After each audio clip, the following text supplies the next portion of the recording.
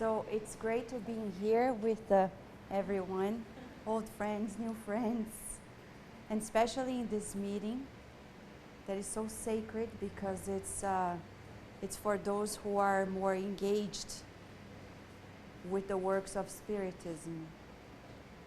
But before we begin, we're going to try playing a short clip just to inspire us so we can go into the topic of Kardec's insights for us as a Spiritist.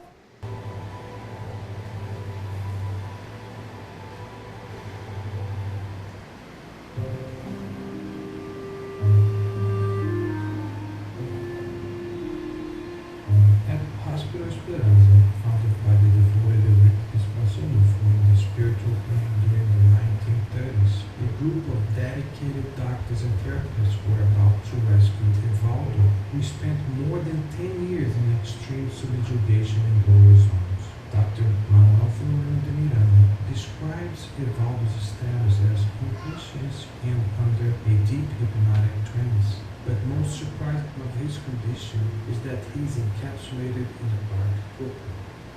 What is this cocoon? Asked Dr. Miranda to Dr. Nasser, the coordinating surgeon. Well, Evaldo's mind has created this cocoon due to his guilty conscience and self-punishing vibrations. Why did that happen? He created this cocoon to escape and hide from his own misery, built especially in his last reincarnation. Before his last reincarnation, he spent 10 years being prepared to work both in Spiritism and politics due to debts acquired in the previous lives. He was born in a noble Spiritist home. His mother was loving and devoted. He even got married to a good Spiritist wife. But as soon as he became an influential politician, he claimed no time for Spiritist commitments. He then quickly attuned to corrupted individuals and engaged in extramarital affairs. And the unexpected happened. His wife was taken by He got into deep depression once he realized the great damage he did to many lives. In 3 years, he marched quickly to death. After 10 years under spiritual obsession, he was rescued by our team of workers due to his mother's intercession. And here we are preparing for a very delicate surgery in which he will need a team of surgeons to free him from his cocoon and clog his own production of self-punishing guilt. As Jesus said, from everyone who has been given much, much will be demanded. Let us all be careful and preserve ourselves from doing evil and not fulfilling our spiritual commitment.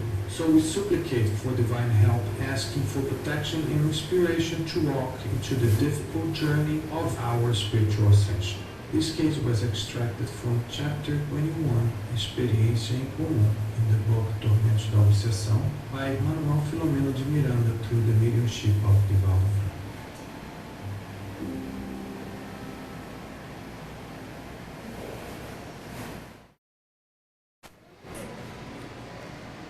It's a powerful case. It's a true case. The actual book is already translated into English. So Divaldo is publishing soon. Probably next time he comes around, he'll be able to bring the book as well. But this case of Evaldo is the case of many of us. Because we simply tell ourselves, oh, well, I don't have much time for Spiritism. How many people say that? We're talking to workers, Spiritist practitioners. We're talking to ourselves, the ones who understood, as Chico Xavier said, Spiritism is like a light. We live in darkness and the light is given to us. And once we see the light for a few days, we are in ecstasies. That's how generally people, when they first meet Spiritism, they feel like. And then soon, because we have the light, we start looking around at our own inner home. And then we realize there is so much mess, there's so much to be fixed that we get discouraged. And Chico said, we can't get discouraged. We need to keep the light on and fixing, transforming everything because it's natural, it's the process.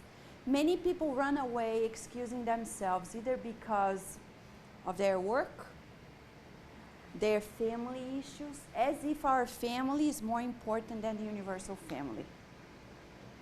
How can Dr. Bezerra de Menezes turn down a patient because of his daughter? Who remembers when his daughter was sick? She was ill.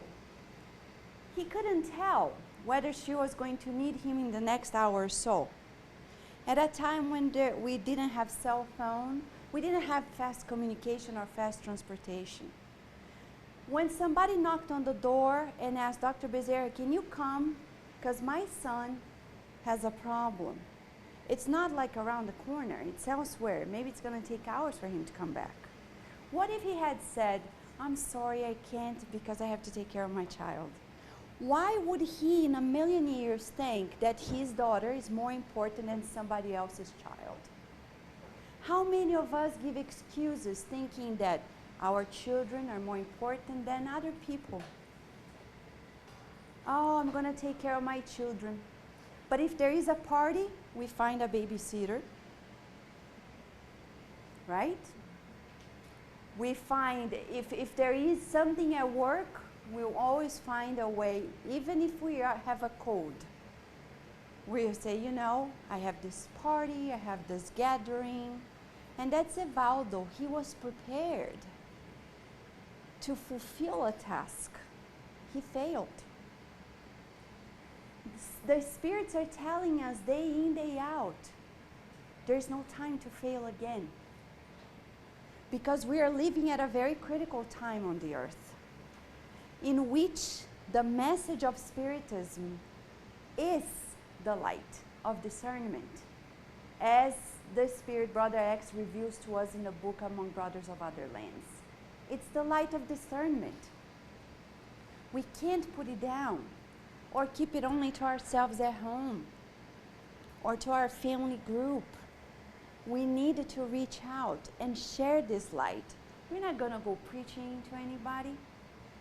We're going to share. And sharing means spending time with people beyond our family circle, beyond our comfort zone, really going above and beyond what is easy for us. Because if it's too easy, if our lives are going too easy, it's a sign we're not progressing. I'm not going to do that. That's too hard. But then the muscle, if I don't push at the gym more pounds, the muscle's not going to grow. It's not going to tone. Doing the same workout every time is not going to work. So I really need to push myself harder and harder to progress. There's no other way. I need to leave my comfort zone. I need to meet the people that I need, not only the people I like, that I know. That's the very reason why Jesus came for us. And one more, thank you, as the promised consoler. He said, and this is quite humbling, when he says, I will, if you ask, he says, that's a condition. If you ask, I will ask my Father to send you the promised consoler, which will come and stay for you until the end of times. He could have said very proud, because he's the governor of the earth, don't worry, I will come back. Like Schwarzenegger, right? I will come back because I'm so powerful, I'm strong. He didn't say in a self-centered manner, I will come back, don't worry. And this is a lesson for us as directors of a center. We need to learn to work in teamwork fashion and let go. If I am not physically present in this center, my time here is no longer here, is elsewhere. Jesus is not working alone. He's working with a team all over the world. And he's a model for us. He knew he was going to transition and keep working with us. But he never said, don't worry, I'll be back for you. He said, my message will stay with you. And the Promised Consoler will remind you of it and tell you things that I cannot tell. Can you believe the Master of all Masters was so humble that he said, I cannot. He's saying, I can't. It doesn't depend on me. But I will send you the Promised Consoler that will be able to explain you things that I cannot tell now. Lessons that are memorable for all of us. If I am at the center, I devote myself. If life takes me elsewhere tomorrow, I bless and keep the friendship, but I don't try to direct the center from a distance. I don't try to take anybody's advice from far away because they are not there to know exactly what's happening. And this is very common nowadays in the Spiritist movement worldwide, especially for those who are living out of Brazil. We bring speakers from Brazil, expecting that they are going to tell us the next step of our centers. As if just because Brazil is more developed in Spiritism, they will know the dynamics here, which is different. Thank God Divaldo Franco never does this. Thank God Chico Xavier never did that. Because those who do this probably didn't understand Jesus as a whole. We can support one another, but not intervene, interfere, because our realities are different. We can share experiences, but not necessarily depend on somebody who is not here day in, day out to really know. And this is exactly what Kardec brings to us. He says, what he taught us, now we're going to understand better. Especially at the time we're living here, which is the time of the planetary transition. This is the reason why Evaldo is in trouble. Because we are at a time that we can't waste time anymore.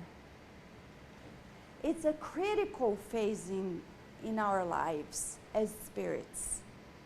We have already spent, think about it, how many lives have we spent doing only what we wanted? Probably all of them. And now Spiritism is telling us it's not your will, it's God's will. And life is telling us there is no time anymore for whims, for taking the most precious gift that God gives us, which is time, and spending like this. As if like I think I have 10 more years. How do I know? Recently, I have met people who, and that's what's happening. They are really regretting for what they have not done. But most of them are in their last stages of life. Either because they are elderly or they are terminally ill. I'll never forget when our friend Selenia Shepherd, an adorable mom, she said in her deathbed to me, Vanessa, I want to live more because I want to work with Spiritism. No time. No time. Cancer would not let her. She was only 52, mother of 5. And the mentor said, don't worry, tell her, don't worry, she will have another opportunity next life. Next life. But next life takes a long time. Can you imagine for a spirit like us, be reduced in a perispirit, and then wait as a baby, and then how long does it take for you really to be self-sufficient and start everything? So it's going to take what? 10, 20, 30, 40 years. I don't know. It depends. Can you imagine we skip it and we have to wait like 40, 50, 60 years to begin where we left off? Valdo Vieira, who was a missionary spirit with Chico Xavier, who abandoned Chico Xavier in this very lands where we're right now, the New York lands, in a very dramatic way. You can read more in the latest Spiritist magazine at Kardec Radio, the full story about it, confirmed by great Spiritists that are still living. He thought like, oh well, I'm not a Spiritist any longer. I don't want this life for me. Great, okay, you're free. We have free will. But one day somebody asked Chico Xavier, how long is it gonna take for him to have another chance? More than 1,000 years. And we think it's gonna be like, okay, next life. Sometimes the route we take is going to distance ourselves so much that to come back, it's gonna take probably much longer than we imagine. And the spirits are telling us that at this time, please Fred, thank you. Yeah. Our planet is in this transition of trials, expiation to regeneration. Noble spirits are reincarnating. We already know through Chico Xavier that since the year 2000, spirits from darkness are not allowed to reincarnate. The very evil spirits are not allowed to reincarnate on the earth. Doesn't mean that only angels are reincarnated, because we know they're not angels, but we know that they are spirits who want to be different. So we need to tell them, you can do it, go, I'll be here supporting you. Not expecting that they will know it all. But they are not gonna be evil spirits like the true dark spirits. They are not allowed to be reincarnating on the earth anymore. Now, what is happening on the earth at this very moment that is critical for us? Let us see. First, we are going to, whether we like it or not, be pushed to reconcile. We don't want to reconcile with the enemies, but we do want it, because once we were friends, we were. That's why it hurts, because when we don't care, it doesn't hurt. When it hurts, it's because we still care. So it's worthwhile walking that route. Somebody needs to give the first step. Why not? The best of friendships come out of a lot of ups and downs. Even science proves that. They show in primates that when they have their fights and later they reconcile, their bonds are stronger. So why not? We are at a time that we can't say, I'm not going to take care of this. So we as spiritists are being called, reconcile with your enemies, even if the enemy is within, by not forgiving our own selves. We need to look at ourselves in the mirror and learn to forgive ourselves, because God gives us another opportunity every time. Plus, we will experience diseases that will be necessary to drain disturbances. I think I've never seen so many cases of difficult cases of diseases with spiritist workers in my life. It's a wake-up call telling that direction is not working. God is telling us, come on, there is an alarm. Revisit your life. So disease comes both to wake us up, and I've seen young people, young teenagers, who were supposed to engage in the spiritist work. But the parents told them, no, go to college. It's more important for you just to focus on your material life. But they forgot that it's God's will, not the parents. And then they had an experience, difficult one. They're not going to die, but they're going to have to sit down and reflect. What am I doing with my life? Because this life is not all about just material conquests. When we teach our children that it's more important that they go to Harvard, Stanford, Columbia University, than sitting down and praying, we're just giving them a pass for suffering. Because sooner or later, they're going to find out life is much more than that. We cannot repeat this mistake. Previous generations already did. Ours, no longer. And natural disasters will also happen as a way to wake us up and do the selection of those who are going to stay on the earth and those who are not going to stay here any longer. This is happening right now. And what are we doing as a Spiritist? So Kardec has a lot to share with us when we go into the understanding that Brother X in this book, chapter 23, Lázaro Redivivo, chapter 23, brings to us a fraternal warning saying we need to prepare ourselves better for discarnation. Chico Xavier had a statement saying, Spiritists are discarnating in bad shape.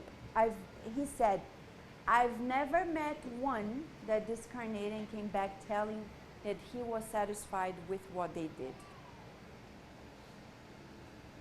If we discarnate now, because it can happen, today, are you satisfied?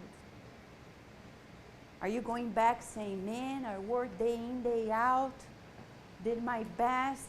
We're talking just about the Spiritist dissemination. Satisfied? No? So hopefully we have time. Because we're not supposed to do this work as a breeze, as an entertainment. No. Dr. Bezerra de Menezes prefaces Sueli Caldas Schubert's book, Dimensões Espirituais do Centro Espírita, Spiritual Dimensions of the Spiritist Center. He says, the Spiritist Center is a temple in which we need to be reverent. It's not a club. It's not a place for us to get together and, like I've seen once, bring your shoes and show your friends and say, oh, this is the shoe I bought. And like, not in the center. I'm sorry. We are spiritual friends. We're not mundane friends. Is it hypocrite? No. Even when I Facebook is very interesting. It's very important for us to share. But if we have a task to be fulfilled,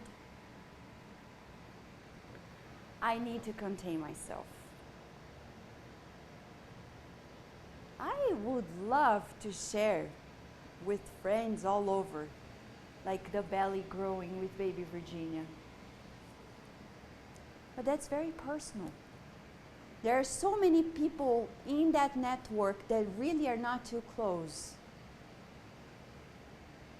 I don't think I want to go there. If I want the people in the center to respect me,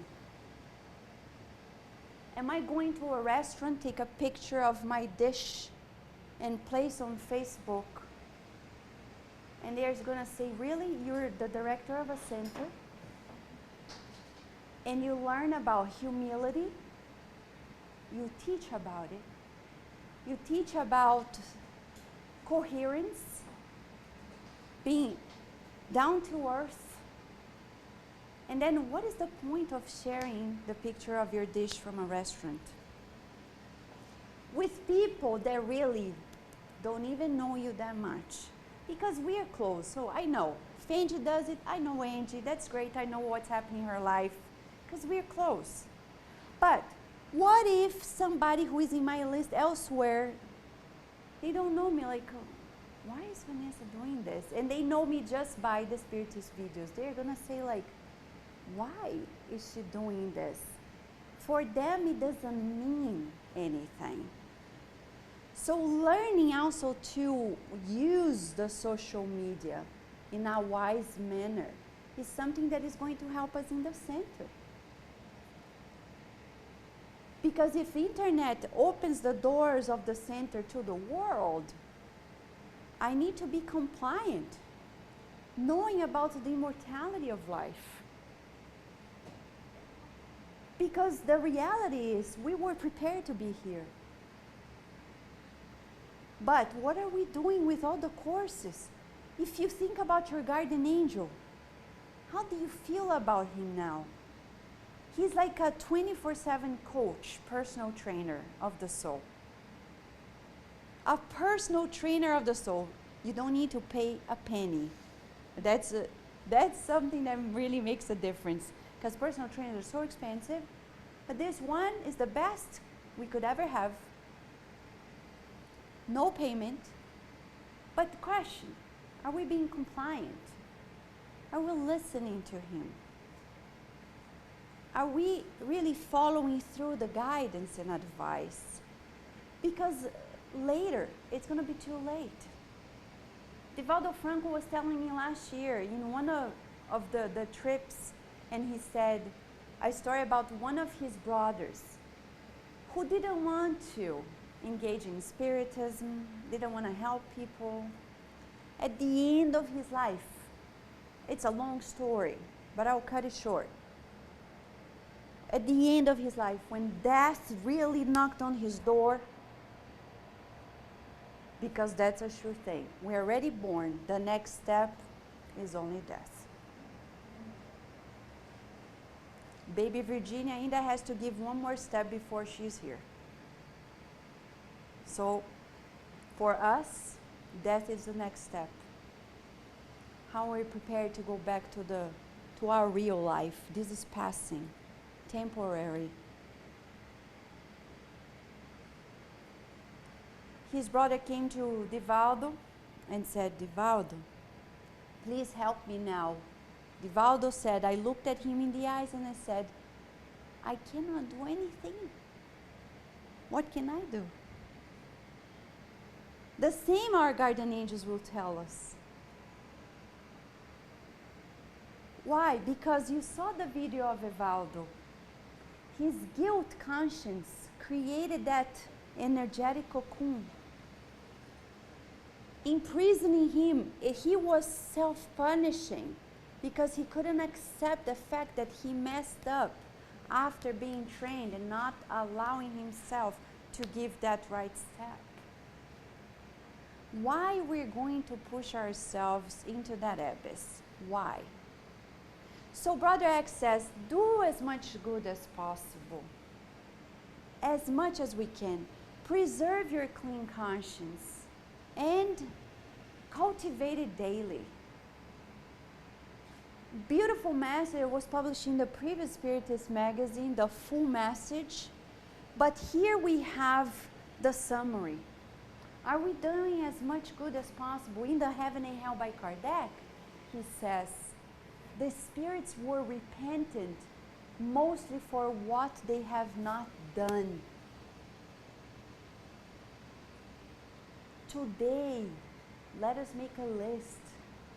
And like St. Francis, if the list is too long, don't worry. St. Francis has a very good strategy. He says, begin with what is necessary. Then do what is possible. When you least expect, you're going to do the impossible. Today we look at Chico. And people are like, oh, poor Chico. Poor Chico. He's better than everybody else. For materialistic people, oh. But in the eyes of true life, he was really conquering his inner world. He was really pushing himself to higher levels. When people are like, but you're sick. Compose myself. Let me keep doing it. Let us push ourselves a little hard. Have you ever had a chance to watch one of the shows by the Cirque du Soleil? It's worthwhile for the reason that there we have an inspiration how we can push ourselves to the limit. It's unbelievable. If you talk to people who are in the field of chiropractic, they say, I don't know, knowing the body and the structure, how they do that. You see how science still don't know many things. We don't know. What we know is that if I can do a little more, do it. Oh, but the neighbor think I'm doing too much. That's his problem, because later, when I discarnate, his conscience is not going to push mine. It's going to be mine pushing my conscience, saying, you should have done more. So if you feel like doing more, do it. And if you think you're doing more and you're like, oh my gosh, I am losing my health, go to the Spirit's book. What if I sacrifice my life to the benefit of others? Is it a suicide? A case of suicide? No. No. In the eyes of the spirits, in the eyes of God, giving of your own health to the benefit of others is not suicide. So there's nothing wrong. Many people would come to Chico, or even to Divaldo, and we've been seeing Divaldo lately. We saw him like a month ago. It's unbelievable how he's like younger than many people who are probably half his age. Active and jovial. And many people are like, come on, Divaldo, don't you think your time has come? Stop a little bit. Thank God he doesn't stop. Because he has to respond to God, not to people. Like Mother Teresa said, it's not between what people say about us. It's their problem with God, not mine. My problem with God is what I do, what I say, what I feel. Nobody else. But if I go home feeling extenuated physically, but I thank my body, saying thank you for working with me, for being with me in this moment.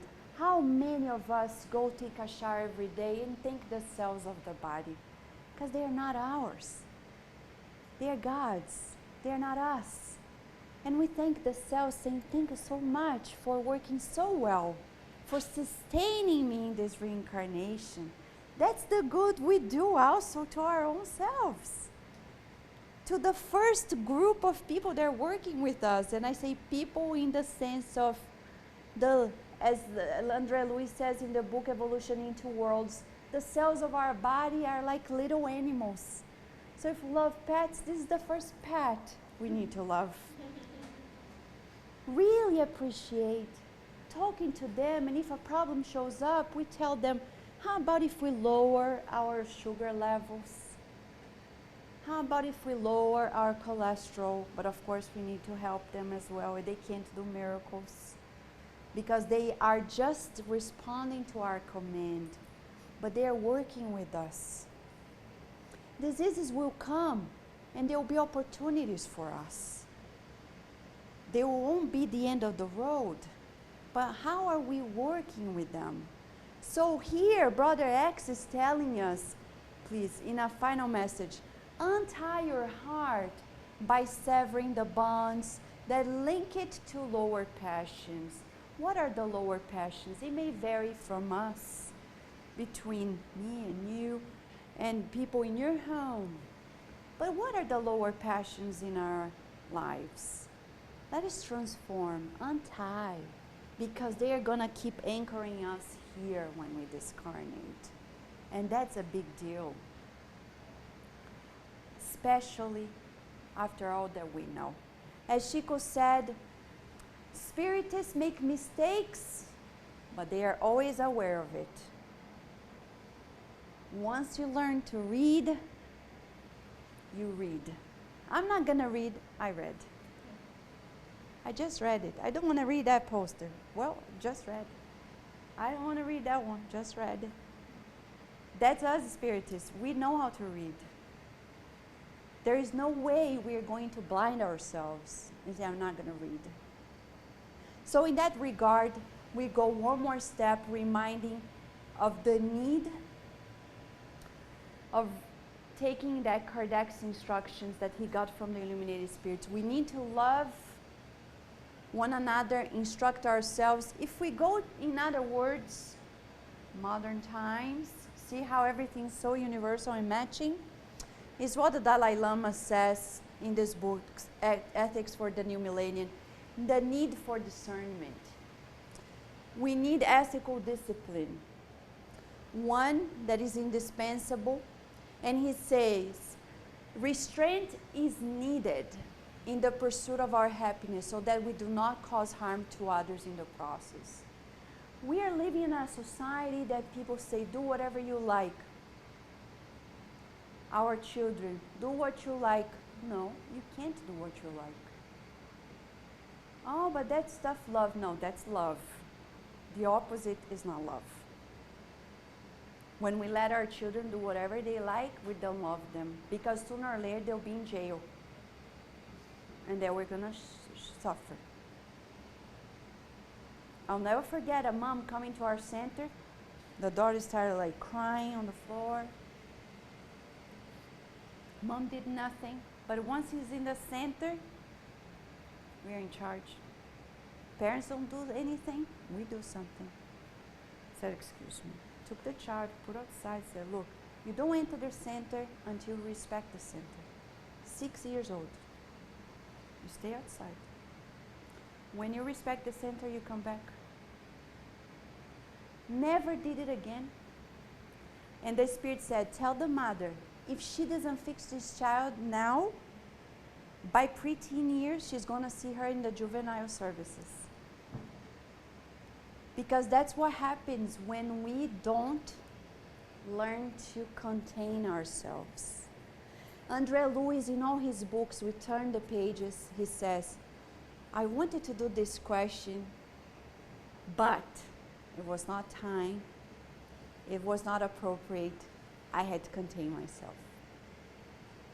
Lessons of discipline from A to Z. So why when we come to the center, we think we can say anything, do anything, express ourselves the way we want?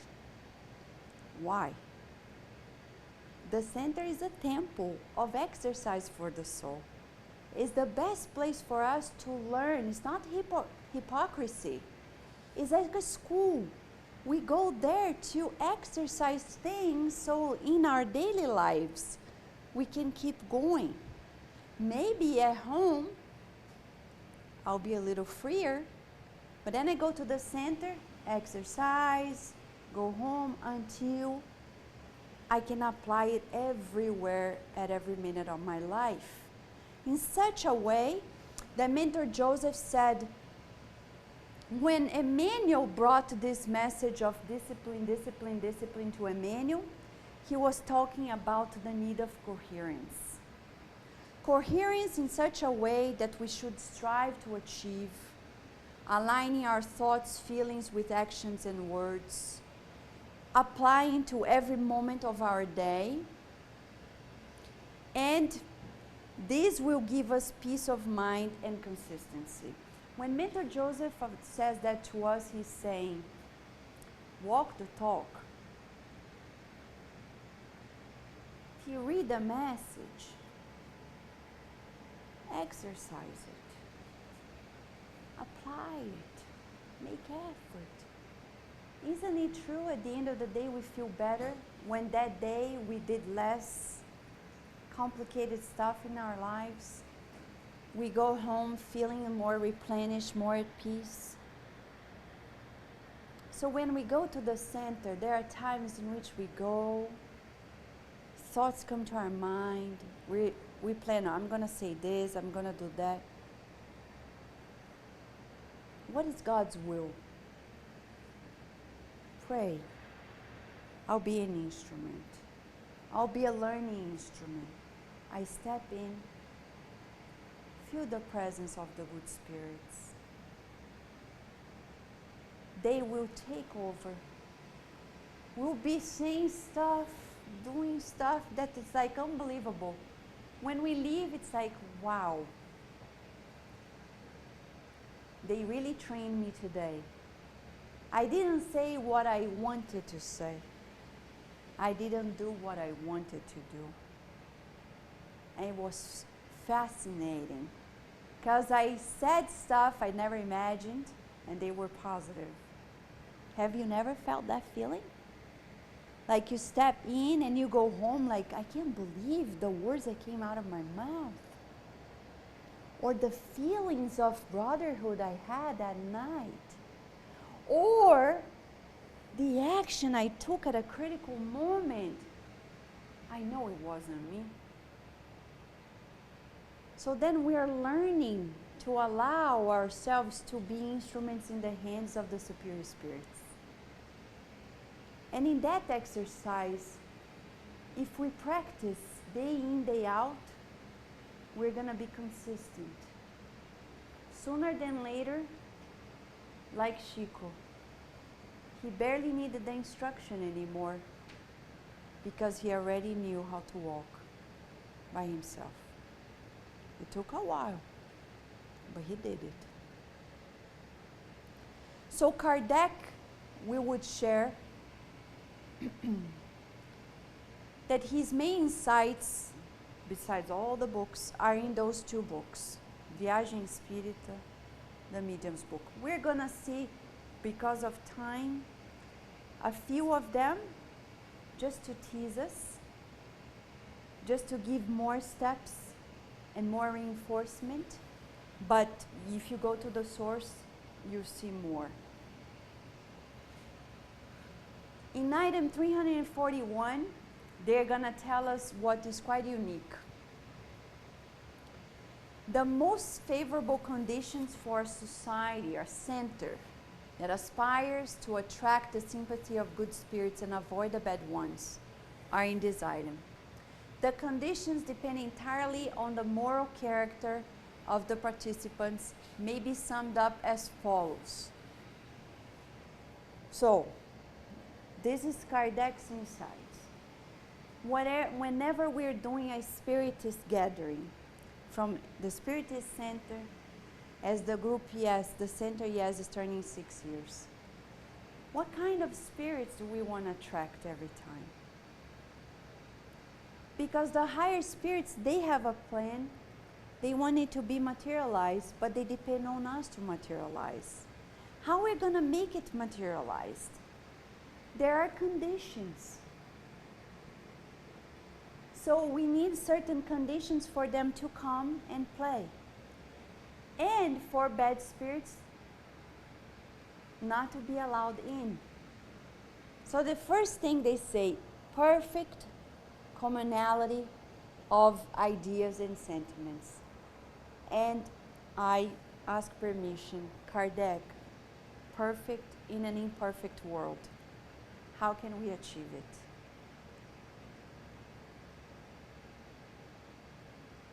Kardec was not proposing something that was impossible. He was saying, perfect to the best of our abilities. Everybody needs to make effort. How? By respecting each other's roles.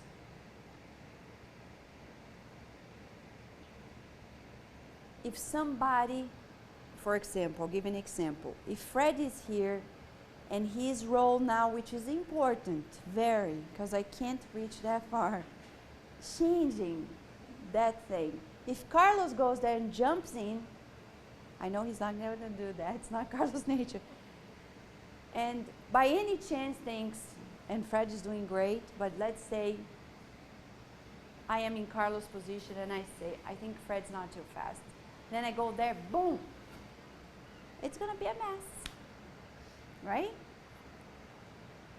So I need to allow the person who is playing that role to fulfill its role and ask, what is my role?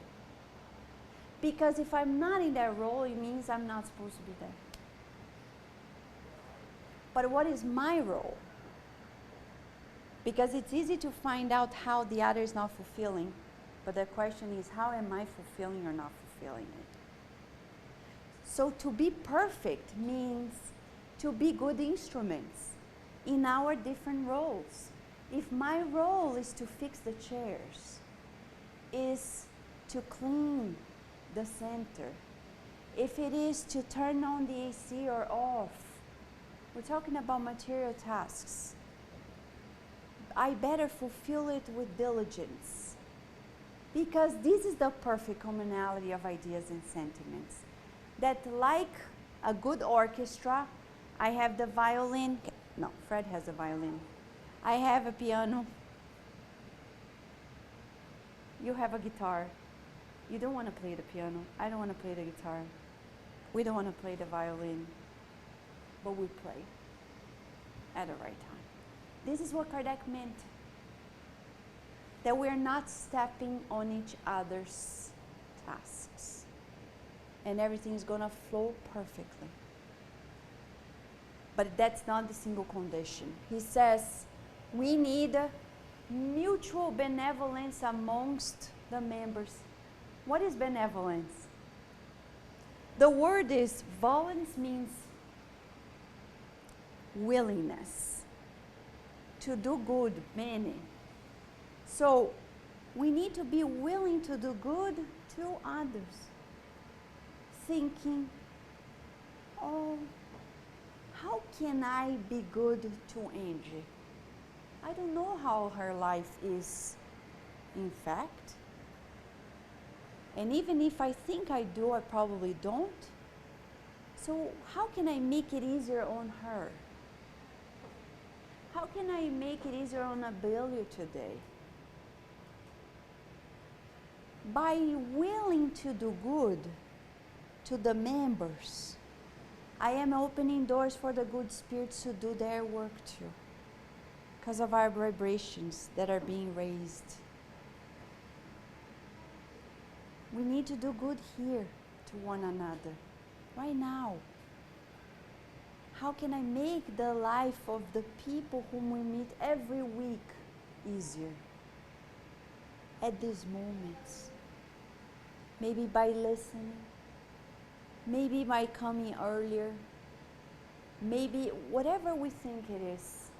But I need to be willing to do good to the members first. The people who are elsewhere, I don't know. Sincerely, I don't know. If we can't do good to one another here, we won't be helping anybody elsewhere. We're at a time when we have so much media that people are more concerned about people who are far away than here. If I don't find peace in the center where I am, I'm not going to be helping anybody elsewhere. So I need to start here. Naturally, it expands. And Kardec says, on another very good element, rejection of every sentiment contrary to true Christian charity. This thing, we know what it means, right? And this is not specifically to IESS, just to all of us in humanity. It's humanity as a whole. That we don't understand each other, and then we start talking and feeling resistances. In the group, in the center, we can't. We can't let it happen. If we did it, forgive ourselves. Like Jesus said, we didn't know better, but now we know. Start fresh from today. Go home, pray for the members. Because the spirits who don't want this work to be done, they will try to make us clash. be in animosity, even if it's like a hidden animosity. But it's not worthwhile. We say this in a center or in the movement. We need to pray for one another. And this thing of telling bad about something is not good. Let's say people heard the Brazilian Spiritist Federation at Chico's time in '66. Chico gave the copyrights of many of the books to the Brazilian Spiritist Federation at the time. Many people in the United States who were not Brazilians wanted the books to be translated into English. Chico's books. It was hard. Whomever was administrating at the time said no. Many of the books are being translated now. Chico's books. Observe the delay. Some people who know of this story, they come to me and say, you see, the Brazilian Spiritist Federation. And I say, people, the Brazilian Spiritist Federation of the time, today is a different mentality. The people who are there now are phenomenal. César Pérez de Carvalho is certainly the best president that we could ever have. He has a whole academic background. He knows how to work in teams. He's very accomplished. He's serious. He's not perfect, but he's great. He gives 100% support to the English-speaking movement. We've seen here in the United States, he was one of the first people to come, and whether he had a good English or bad English, he spoke in English. He made his effort. And through the International Spiritist Council, they've been supporting the translations of all the books that we need. So why we're going to open our ears to the evil spirits that want to create a dissension between us in the United States and in Brazil? Close those doors. Immediately. Because we're creating monsters if we let this in. We're friends. We need one another. There is no such thing of we're independent of Brazil.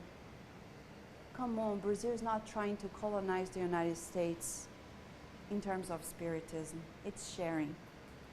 None of them come here and intervene and try to do things.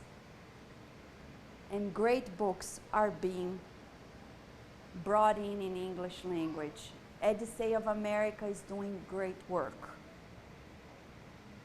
We know them personally, Marcelo Neto and Andrea Marshall and your friends. And I tell you, Marcelo Neto got from his pocket $150,000, something I've never seen in my life, to create the foundation for the publisher so we quickly can have the books from Miami to New York, to Virginia, to California, to England, from his own pocket. And why are we allowing this sentiment contrary to Christian charity to permeate our Spiritist movement? Why? Because of personal issues? Because they'd say of America is not in our hands? Who cares? I don't need to be the one administrating it to supporting it. The books don't need to be mine. And we are at a time in which a Spiritist center is not a church. I do not run a Spiritist center as a church that needs money to survive. Chico Xavier put the money from his pocket, so he never asked anybody to sustain the Spiritist center in which he was living in. So much so that he has a plaque on the center. I have that picture. If you have never been there, at Casa da Prece in Uberaba, there is a picture in the internet. You can email to me, I'll send it to you, in which it says, this is Spiritist Center, this is the house where Chico Xavier, the owner, does his God at home, the gospel at home, Evangelho no Lar, every blah, blah, blah. I don't remember the meaning, the words in itself, but he maintained the center with his own money. That's how we have to run the center. Our focus is not to raise funds. Our focus is on the teachings. If I now start selling the books to run the center, I will be in conflict with other centers. So I have to be careful. The same happens for bigger organizations. The federal organization, the international organization. Their focus is not on raising funds for their projects. You know why? Because Kardec says quite clearly, the goal is not to raise funds. The goal is not that the Spiritist centers serve a federal unit. The federal unit needs to serve the center.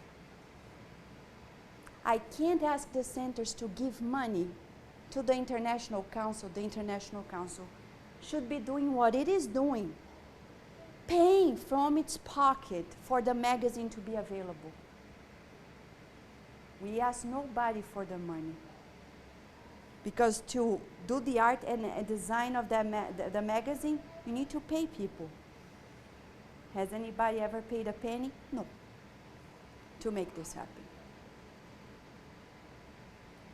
So, the same for us in the Spiritist Center. We cannot allow this sentiment contrary to Christian charity to be amongst ourselves.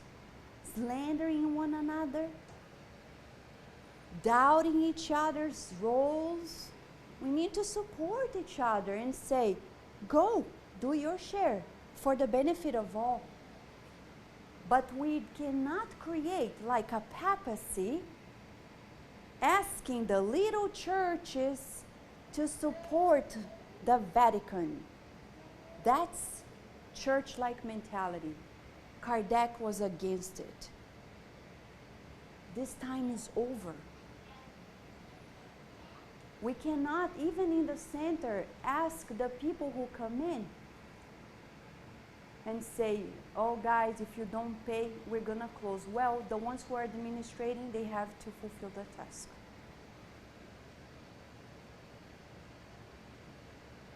If people help, they help. If they don't, they don't. That's how it happens.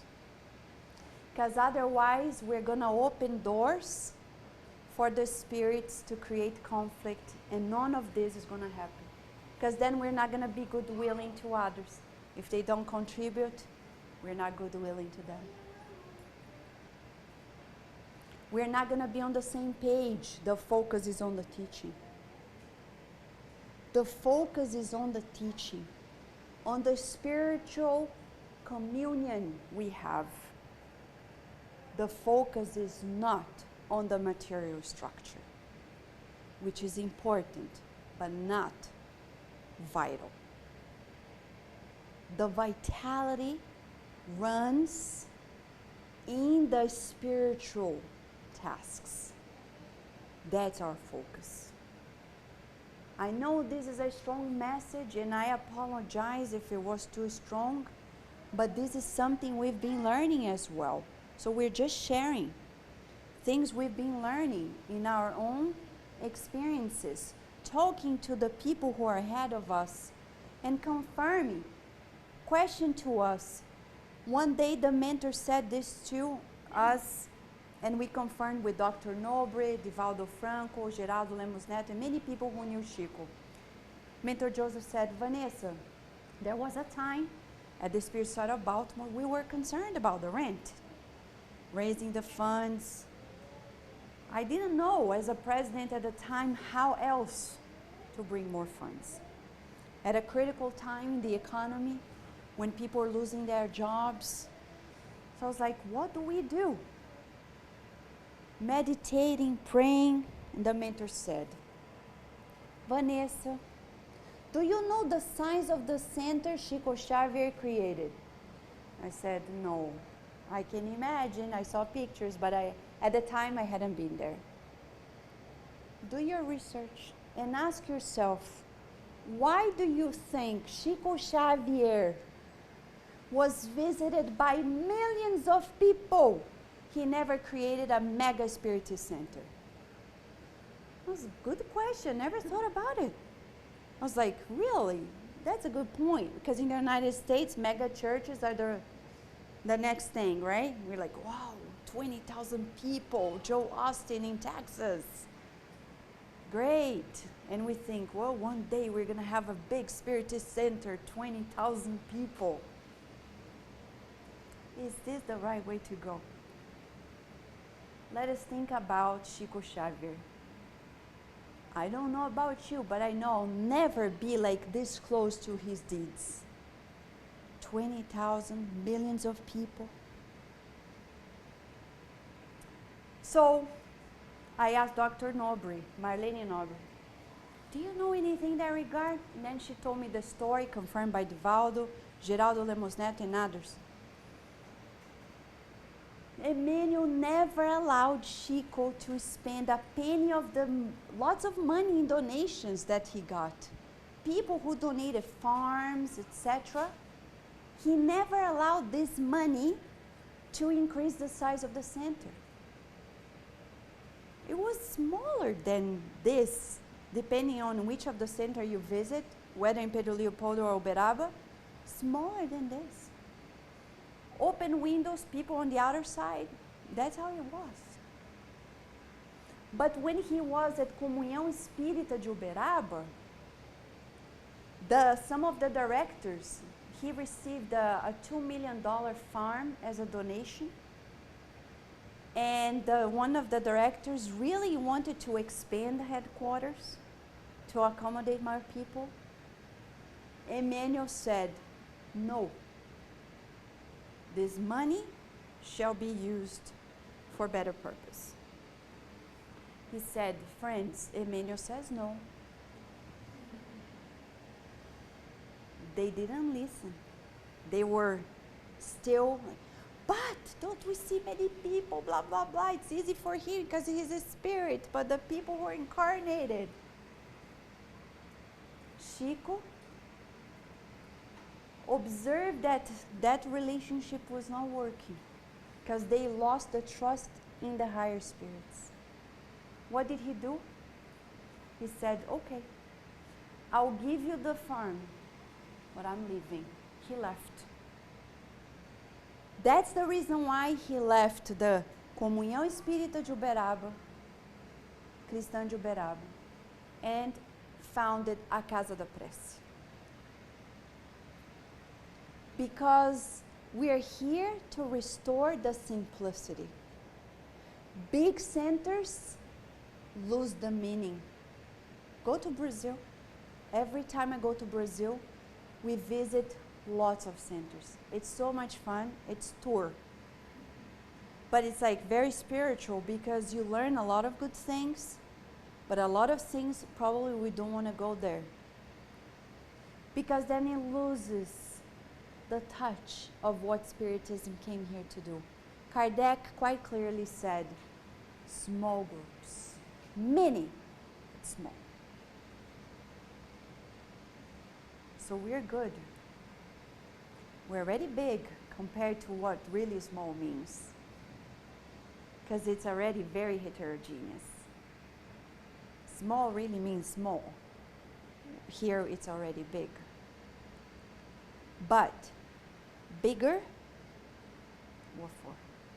So our anxieties go down because there is no need to expand physically. Our hearts need to expand. Our work needs to expand. But physically, We're good. And then Kardec says, have a single desire to learn, to improve through good spirits' teachings and taking advantage of their counsels, and have harmony amongst the mediums, rejecting any sentiment of pride, vanity, superiority, while supporting the sole desire to make ourselves useful. That's how we should enter the center. Thinking, all those things, feeling, exercising. It's the gym of the soul. I'll give two more to wrap up because time we need to prepare. Another great insight he brings, the first condition is to form a group of serious people, however restricted it may be. Let's observe this.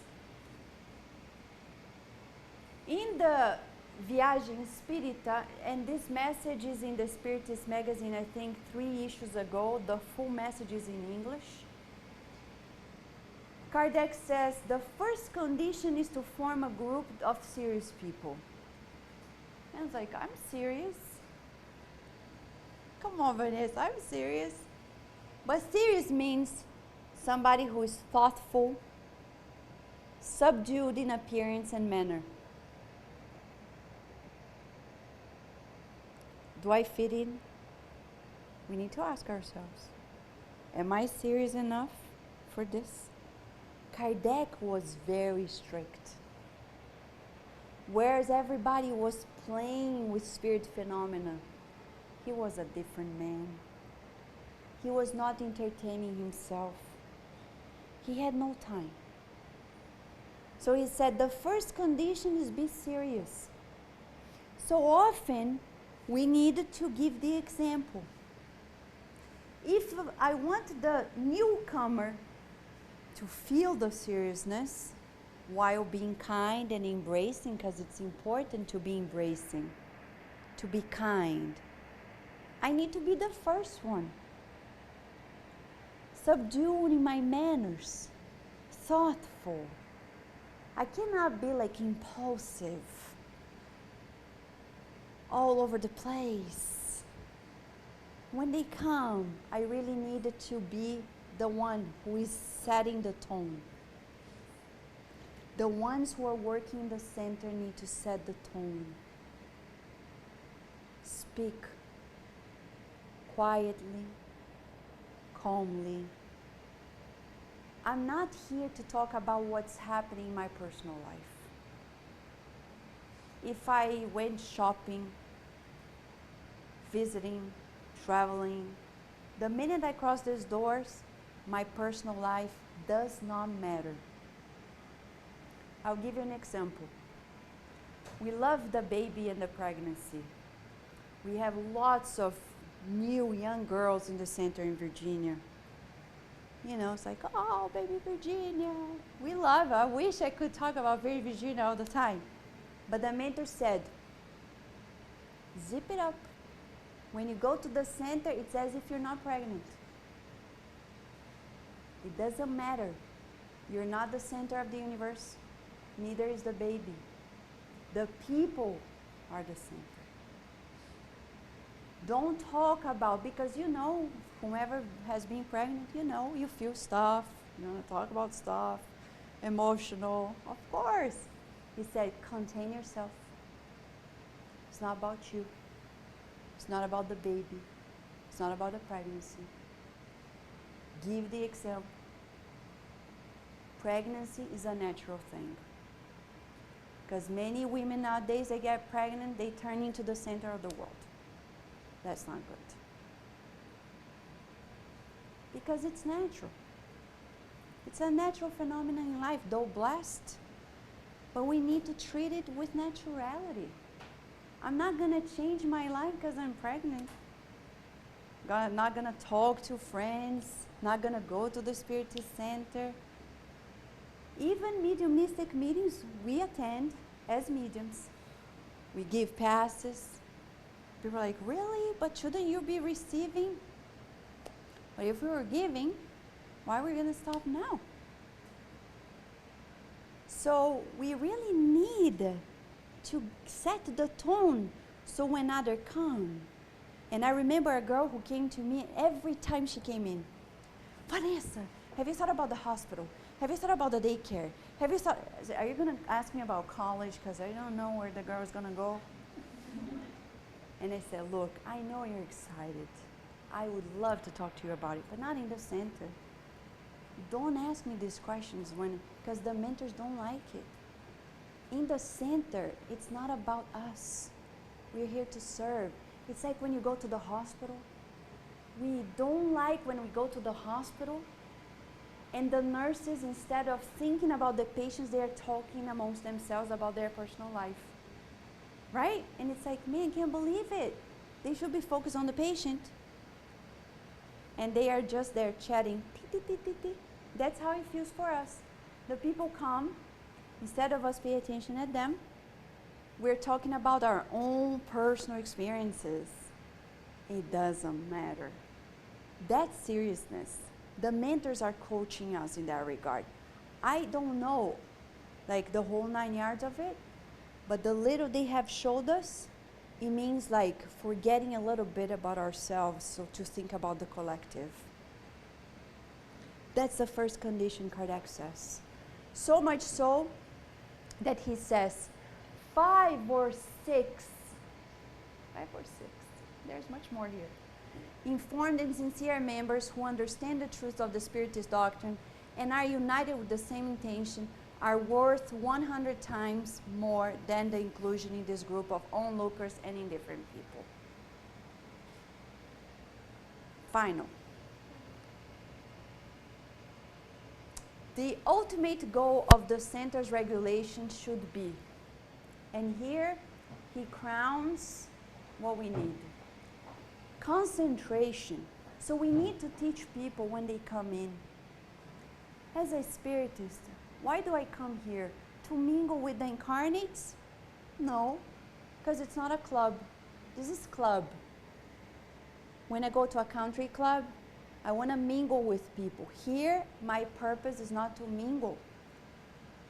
Brotherhood, but for a higher purpose. Higher purpose, I need to concentrate, focus.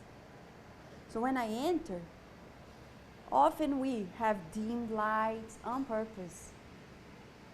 Music on. People come in. There is a PowerPoint playing, saying, you're here to commune with the higher spirits. But I want to talk. There was one day at the center, somebody said to Carlos, can you lower the volume so we can talk of the music? And Carlos is very disciplined, so he's explained how it works. But we can't, because the goal is not to, if you want to talk, there is another day and time. But here is a different purpose. Think about Kardec and Chico. That's our model. Maintenance of perfect order. Perfect order. Everything in its place. And this is Kardec's words. Let's not shoot the messenger. Not either Kardec. Removal of any person who does not have serious intentions and could become a cause of disturbance. I probably should stop here, because that's probably a topic for another day and time. It's probably something else, but for us as Spiritists, these insights are probably enough to remind us as workers, as practitioners, as we enter the 7th year in a planet of transition. We want to be aligned with our conscience, doing God's will. We're not perfect. That's not the goal. The goal is to improve ourselves.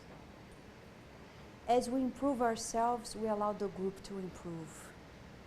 and we have a collective impact. So we can go home and say, thank you, God, for everything you granted us and for the opportunity of being better today than yesterday. That's the Spiritist consciousness and awareness. Let us all meditate, because these lessons are for all of us, including ourselves. A lot of food for thought, and let us give the break so we can fulfill the plan that Angie has created, okay? We thank you, and we're going to go on, right? Thank you.